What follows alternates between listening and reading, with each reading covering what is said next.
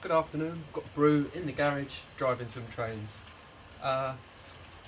Just thought I'd do a little update. Not a lot to say really. I've got a new loco coming, so that'll all be revealed hopefully tomorrow or Saturday. Maybe some coaches to go with it as well.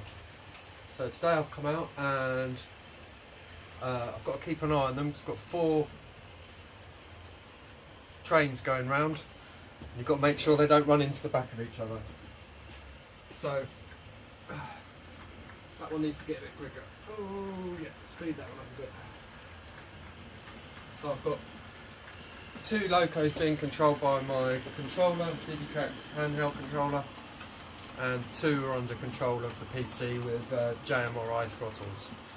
So I can keep an eye on them, and if they start to get a bit close to the back of each other, I'll slow them down and speed them up as required. Coming past here, we have the schools class with the Mansell coaches and the Birdcage coaches. Here comes the C class with all the wagons that nearly killed me. And behind, just coming over that shoulder, that is my XGWR Dean Goods.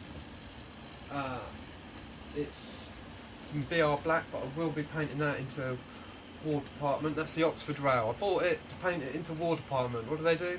Bought one out in War Department. Typical. Bit like the Forset, which is just over that shoulder. I built the DC Kits one, and then Bachmann bought out the lovely DC Kits one. What can you do?